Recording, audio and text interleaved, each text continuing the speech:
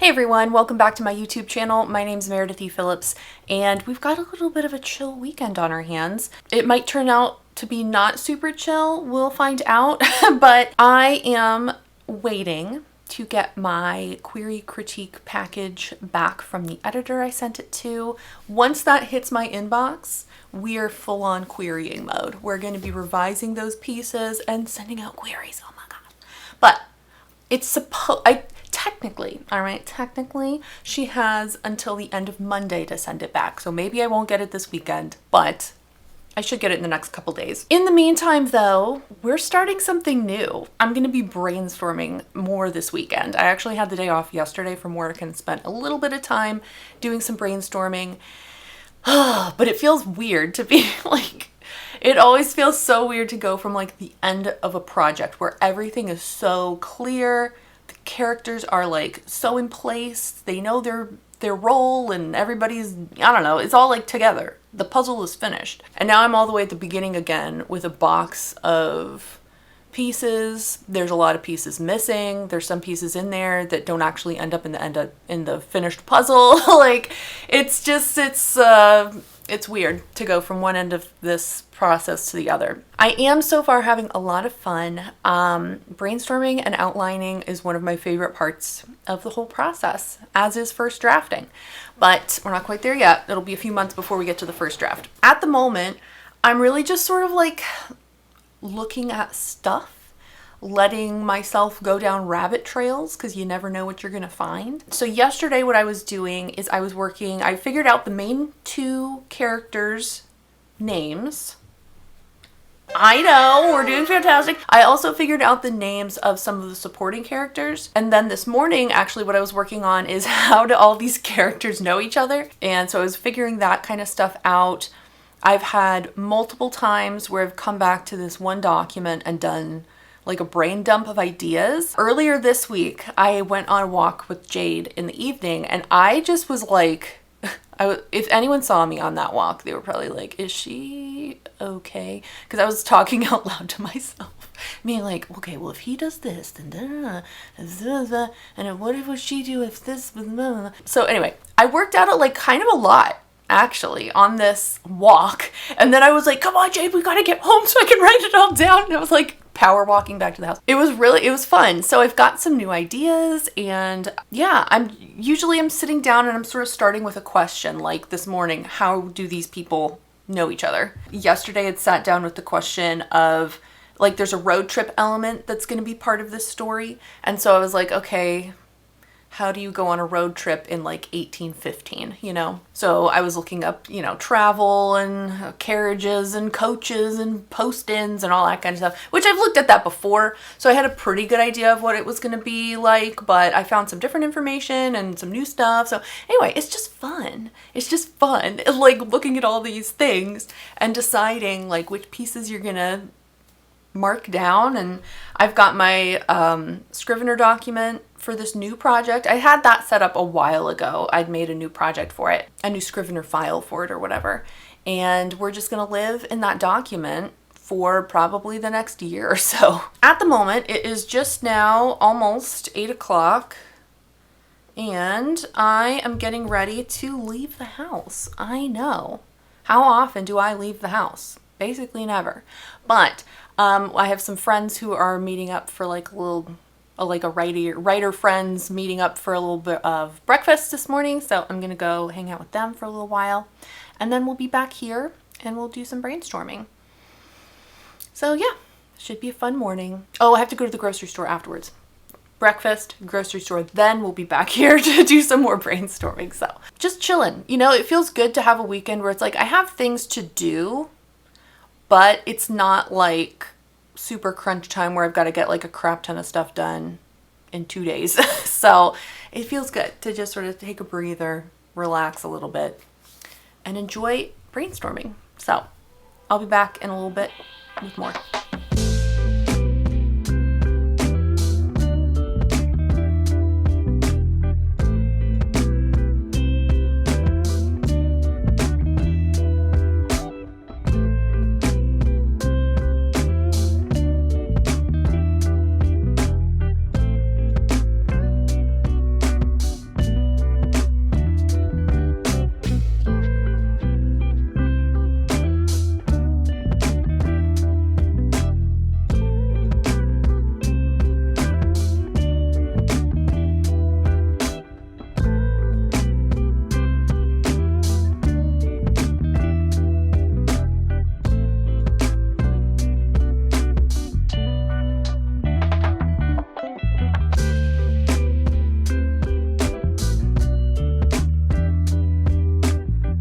All right, and we're back where we started. That was really nice. I had a nice time with everybody, and I have to show you this. One of my friends does like 3D printing, and so one of my other friends bought one of her things for me. Look at how cool this is. It's a dragon. Oh, hold on. It's a dragon, and it like wiggles and stuff, but it's a romance dragon, because I write romance, and you can see, hold on, they're all little roses. Isn't that so pretty? Isn't this so cool? So I gotta find a spot for it up here because I think it'll fit really good with like some of the other rose gold kind of colors I have up here. So let me do this first because this is very important. I have such talented friends. I put my other friend's little pottery cottage up on the top there, so I think that's super cute. I like the tail hanging down for the dragon. Very fun. I love it. So I'm gonna get started over here with some brainstorming. It's almost 2 o'clock, and yeah, I'm just taking it easy with brainstorming. I feel like there's not like a goal necessarily for each day. You're just kind of brainstorming until you stop. I don't know. It's not like drafting where it's like I'm gonna do 2,000 words a day, or I'm gonna finish this chapter, or what, there's not like an end point to it necessarily for any given day, so it's hard to quantify brainstorming. That's what I'm trying to get across, right? Okay, so I'm just gonna kind of open my document, see where I left off, what I was working on. I was trying to work out I was trying to work out how everybody knows each other. I think I have that pretty set. I also outlined the route for this road trip that they're going on. So what am I going to work on now? I think actually what I want to do is sort of focus back on the setting. This is supposed to be like a small town romance, and so one of the important aspects of a small town contemporary romance is the small town. It better be cozy. It better be cozy or we're not going to enjoy it. So I feel like, if you do a small town romance well, the townspeople and the businesses in town and the other people around are important in they're not like key players necessarily, but they're fun. They're engaging. You like meeting all of them and seeing who's there and how everybody interacts with each other. Like that's part of the charm of small town romances, right? So I want to have that same kind of thing here where there's a really vibrant backdrop for this particular story. So what am I going to do with that? Is this going to be just some rural village, or is it going to be a market town? That's a thing in this time period. I don't need to nail down a date today or anytime soon really, but I do need to have a date in mind for this also. I was initially thinking a little bit later. The last 2 stories I wrote took place in 1812 and 1811. So I think I want to bump this forward a little bit, make it like 1815, 1817. Still Regency era, but a little bit later in the period. For no particular reason. I don't know. We'll see. But let me mess with the town situation and see what I can come up with.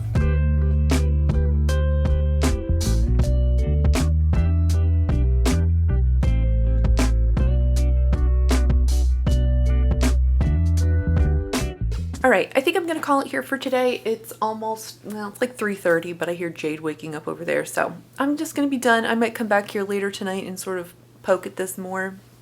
I'm just finding stuff. I don't know. I haven't made any major decisions. I was trying to find like an actual map of a Regency era English village. Like, how would it have been laid out?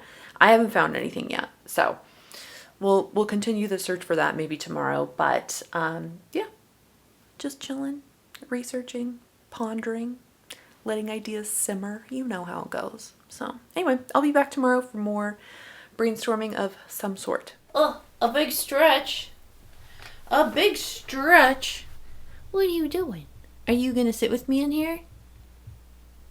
You gonna sit with me?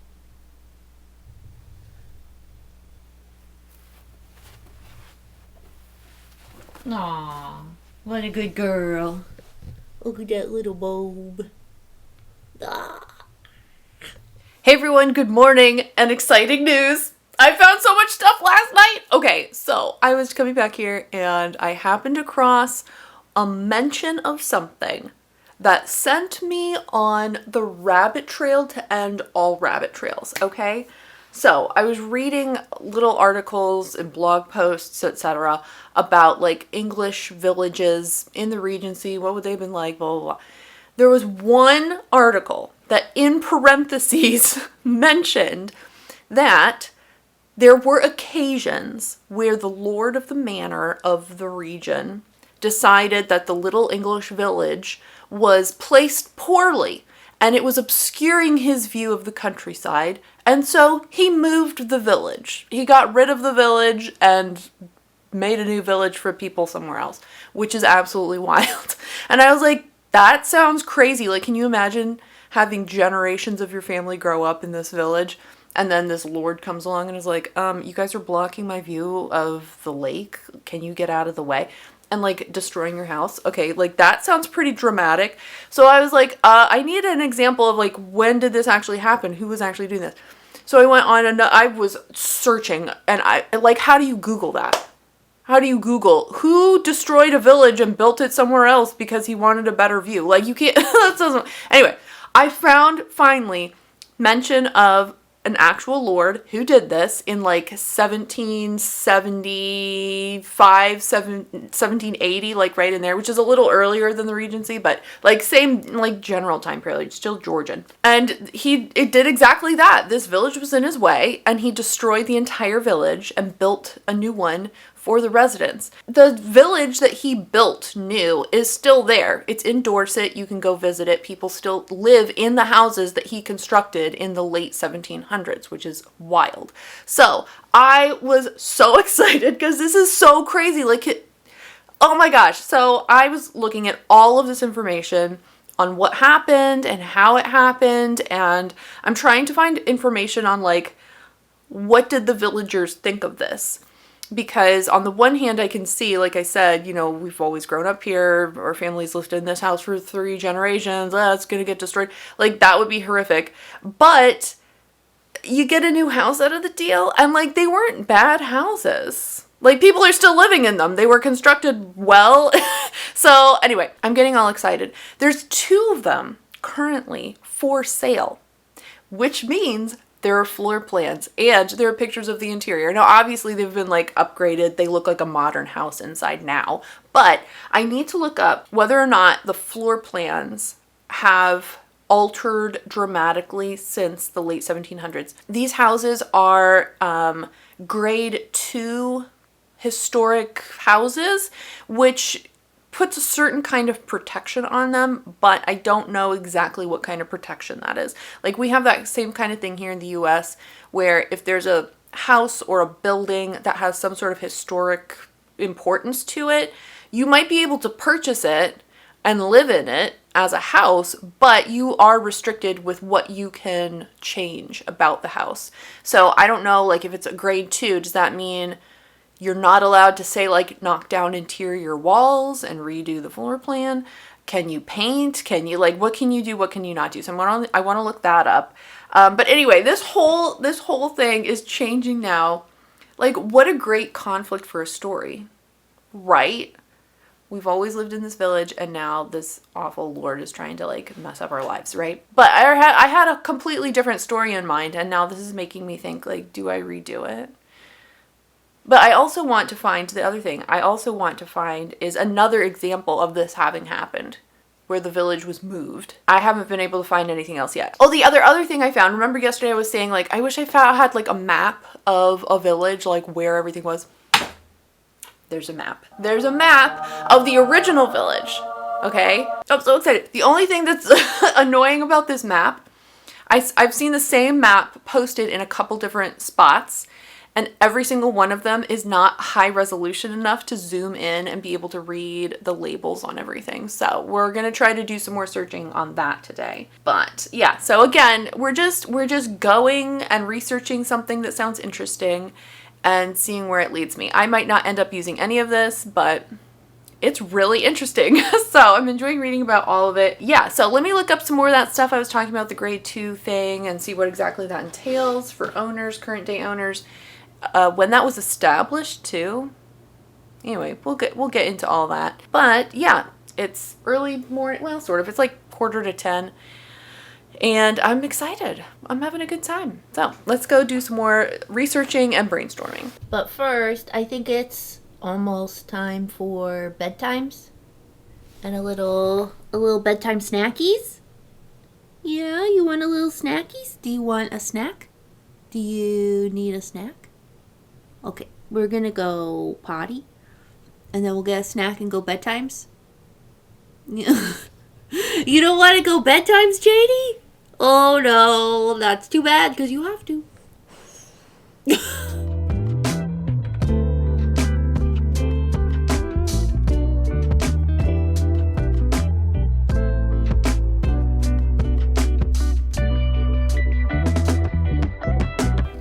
When the internet sleuthing pays off. Oh, I'm so excited. Look, this map, I can actually zoom in and it tells you exactly what was in all these little spaces. Oh, I'm so excited. And it has a picture of what the houses originally looked like and a floor plan. Literally, this is the best. This is the best. The thing is that they built these houses, like today, these houses are like one family lives in them. But when they were built, he made them for like this is 4 families. I've seen it elsewhere only listed as 2 families. And you can see from the floor plan, like it was identical. It was like a duplex, basically, with 2 bedrooms and, space below for whatever. But like, oh, I'm so excited. I'm so excited. One thing about this little town as it was before it was destroyed that's so interesting, and I'm trying to figure out like, why is this a thing? This town had like 3 or 4 inns. It's a little town. It's a village. It's not even like a town or a city. It's a small place. There was a couple hundred residents. And I'm like, why do they need so many inns? And it's not like on some major route from like London to Oxford or, where you might expect a bunch of travelers to be going through. It's down in Dorset, which is a nice area, but like as far as I know, there's not a major town or destination there that a lot of people would be traveling to. So I'm like, why would people need this many inns? So I'm going to try to figure that out. That's so, like, on the one hand, I'm like super curious to know the answer, but on the other hand, I'm like, that really doesn't matter. For my purposes, for brainstorming, like, it doesn't really matter, but I also need to know. I need to know. So we'll try to figure that out. I found another map that tells me a little more detail of like what places were where in the old town. So I'm really excited about that. Now, obviously, this is just this town. This isn't like every English village looked like this. But I like all these details that tell me like they had a bakery and they had a vicarage and they had some gardens. And like this gives a good view of the like plots that each house had. I'm actually surprised because it seems like everybody had like a decent, well, not everybody, but a lot of people had a decent amount of land. Not well, I mean, it's still small, but they had land. So I assume then they would have space, like each person would have space for like a little kitchen garden or something like that. But yeah, this is just super interesting. And who doesn't love a map? Who doesn't love looking at maps? I love looking at maps. So anyway, yeah, I'm really excited. Let me try to see if I can figure out the inn situation, and then maybe I'll be ready to move on to something else. I've spent a lot of time on this, but it's so fun. It's so cool. Let me look at inn situation. Okay, I ended up posting on the Regency Fiction Writers Forum because I can't find a good answer. I have some theories. So hopefully one of the very smart people over there will be like, here's the deal. Anyway, I'm going to shift slightly. I found another resource last night. It's a book that was published in 1827, and it's just like a description of dozens of different types of jobs people would have had. Bakers, attorneys, like any job that there was available. It's got like a little mini chapter describing the job. So I'm going to read through some of that and try to pick out like who I want in my town. This is fun. I'm just like creating a town. It's great. All right. I really want to do a map of the town, like make my own map of my town, how I think it's going to be. I'm not the best at map making. We'll do that another time. But let's look up some jobs and see what kind of jobs I think these villagers would have. I love this. This is so fun. It feels like I'm not doing anything. It feels like I'm not working on something. It just feels like I'm wasting time. I'm not wasting time though. Like this is what you do. This is the research. It's fun. Okay, job time.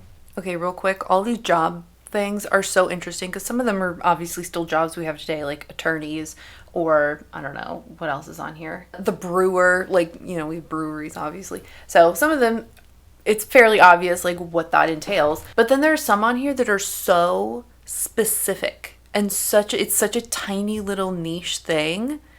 I'm so curious to learn more, but there's like a needle maker, a pin maker. Shouldn't that be like the same guy? Isn't that basically the same thing? I don't know. Maybe they're talking about a different kind of pin. I don't know. We'll find out. The cork cutter, like literally cutting bits of cork, like for corking bottles. This is the kind of book I wish I had like a hard copy of, an actual, paper copy of, because I would love to put tabs on it and mark stuff, but it's just online. Sigh. Unless I can buy a copy somewhere.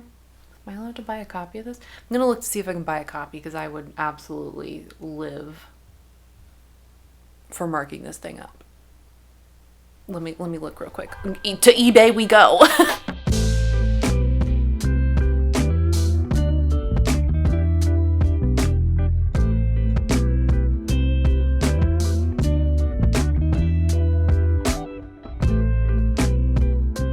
So I think that's gonna about do it for today. I have had a good weekend. Honestly, it's just been kind of chill.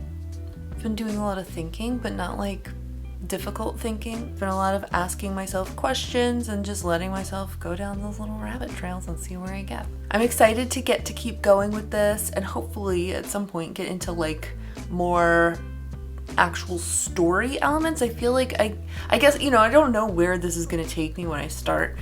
And I feel like this brainstorming I did this weekend was very much like world building. I was trying to investigate the place where this is taking place and figuring out the setting and that kind of thing, which is very fun. But yeah, we'll get to like more character details and plot details some other time. The next vlog definitely should be starting to query that project we worked on all of last year. I should get that query critique package back here within the next 24 hours, and then I'll be diving into the revisions on that stuff and getting it sent out. Can you believe it? Not me. Real quick before I sign off, let me say a thank you to Alyssa for joining up over on my Patreon. That is still open and still ongoing. There is, last I checked, one spot in that third tier where you get the 10-page critique of your choice. So if you've been interested in that, that tier has been full for like a while now. But if you're interested in that, there is currently a spot open. All the details on what that includes is over on the Patreon page, which is linked below. Thank you so much for joining me this weekend. It was a lot of fun sharing everything with you, and I guess I'll see you next time. This isn't my usual outro. What do I usually say? Oh, you can subscribe, you know, click the like button. That's always cool, I guess. Yeah, I'll see you next time. Bye.